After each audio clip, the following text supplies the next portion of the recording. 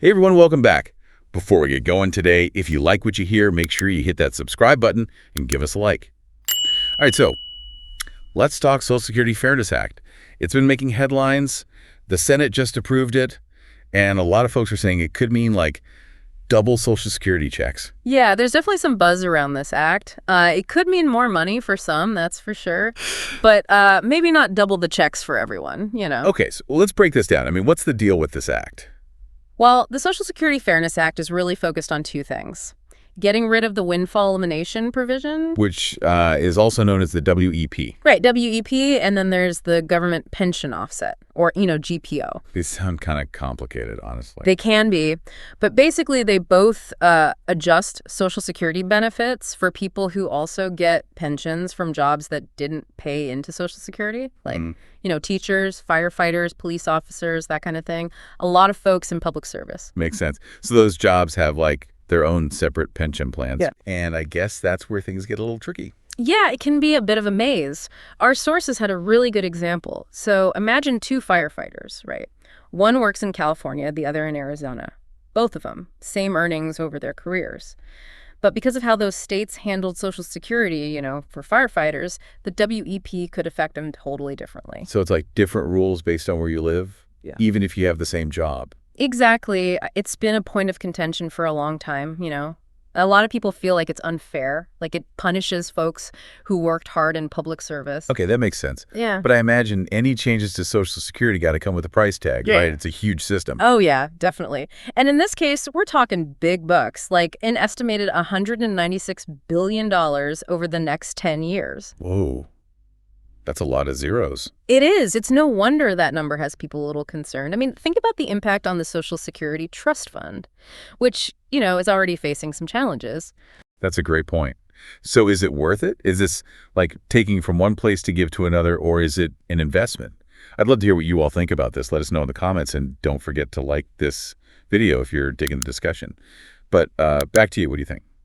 It's a tough one, honestly. I mean, there are good arguments on both sides. Some people say, look, even though it might drain the trust fund faster, it's worth it for the sake of fairness. Some estimates even say it would only speed things up by 6 months. But others are like, hold on, we need longer term solutions, you know? It's a complex issue for sure. Totally. It's like you solve one part of the puzzle and then another problem pops up somewhere else. Yeah, exactly. And that's why it's so important to really dive in and try to understand the details. It's not just about, oh, will my check be bigger? It's about the whole system and how it affects everybody, right? Right. That's a great point. It's easy to get caught up in, what it means for our own wallets, but the bigger picture matters too. So, okay, let's get down to it. What does this mean for the average person's check? I mean, right now the average is what? About 1,976 persons a month. Yeah, something like that. And to understand how the Social Security Fairness Act might change that, we got to talk about this thing called the replacement rate. Okay, replacement rate. So what is that? Like, how much gets replaced? Basically, it's the percentage of your income, before you retire that Social Security is supposed to replace. But here's the thing. The rate isn't always the same. It actually changes depending on, how much you made while you were working. Oh, interesting. So someone who earned more, they might get a lower rate than someone who earned less. Exactly. Under the old system, if you were a really low earner, you might actually get a 90% replacement rate. But someone who made a lot more, they might only get 35%. Wow, that's a big difference. It is. It really shows how Social Security is set up to help those who need it most. Yeah. Right. But I bet that difference also causes some debate, right? I mean, with the Fairness Act and all that. Oh, yeah, definitely. It brings up a lot of questions about fairness. Is it really fair if someone who earned more gets a lower rate? Even though they paid more into Social Security, It's a tough one. It's a really good point. And that's exactly what the Social Security Fairness Act is trying to address. Like they're saying, hey, these folks with pensions from jobs that didn't pay into Social Security, they should be treated more like those lower earners when we calculate their replacement rate. So it's not really about doubling everyone's checks. It's about making things more equitable for a certain group of people. Yeah, that's a good way to put it. And that's where things get kind of heated, Some people are like, Is it fair to prioritize this group, even if it means, maybe the trust fund runs out faster? And then others were like, no, we got to find solutions that help everyone equally, even if it means smaller increases for folks affected by the WEP and GPO. It's a balancing act for sure. Oh, yeah, totally. It's a tough question. And it's complicated, right? There are good points on both sides. Absolutely. It's like every time you try to fix one thing, something else gets messed up. Yeah, like a puzzle that keeps changing. So it's important to really understand all the different angles. It affects all of us in the long run. Exactly. And that's a great point to remember. It's easy to get caught up in the me, but we got to think bigger picture. 100%. And speaking of the bigger picture, let's talk about who actually benefits from this act, right? Which groups are we talking about here? Yeah, let's get specific. Who would see a bigger check? Well, like we mentioned earlier, it mostly affects people who tend to have those separate pension plans, right? Teachers, firefighters, police officers, postal workers, air traffic controllers, certain federal government employees, and, a whole bunch of state and local government workers, too. Okay, so, let's say I'm a teacher, right? And I think I fall into that category. Does that mean I automatically get a bigger check right away? Boom, next month. Well, not so fast. Even if you qualify, it's going to take a little time. There are still some steps, Oh, okay. So a little red tape. Exactly. First, President Biden has to actually sign the bill into law, and then the government has to figure out how to, actually make it all work, which can take a while. So patience is key. Got it. But what about folks who were maybe affected by the WEP and GPO before this act? Will they see any changes, retroactively? Yep. The plan is to issue retroactive payments back to December 31st, 2023. So it's acknowledging that, hey, these folks might have been getting shorted under the old system. Okay, that's good to know. So even though it's not immediate, those who qualify will eventually see the benefits. It's like waiting for that delayed flight rate.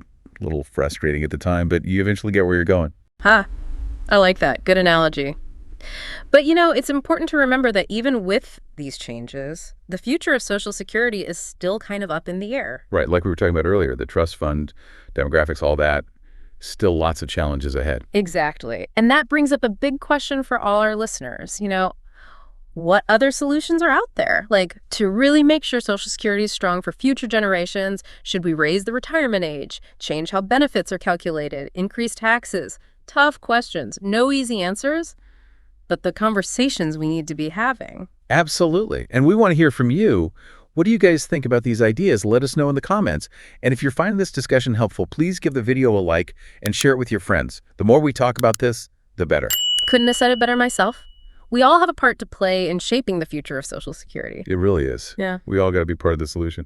But let's bring it back to the Social Security Fairness Act for a sec. Yeah. What does this all mean for people right now? Good point. Got to stay grounded in the present, right? While still keeping an eye on the future. So for folks out there who are okay, what do I do now? What's the big takeaway? Well, I think number one is stay informed. This whole thing is still evolving, right? Sure. How the government actually puts the Fairness Act into practice, it's all still kind of up in the air. So keep checking those reliable sources, government websites, financial advisors, all that. Yeah, that's key.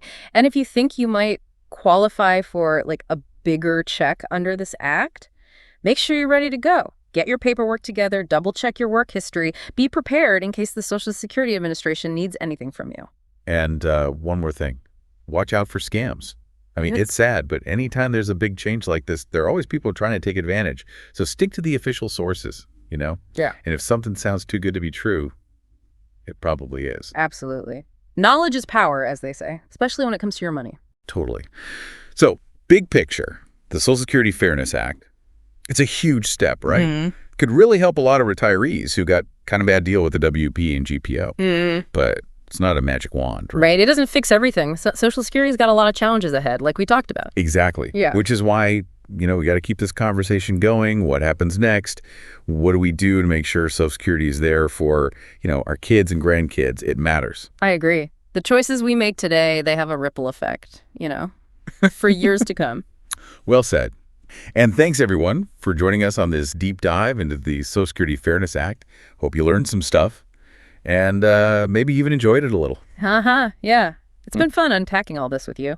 Before we go, though, one last thing. If you like this show, please hit that subscribe button and give us a like. It really helps us out and means we can keep making content that you find useful. Yeah, and tell your friends. The more people who know about this stuff, the better, right? We can all make a difference. I couldn't have said it better myself. Thanks for listening, everyone. See you next time.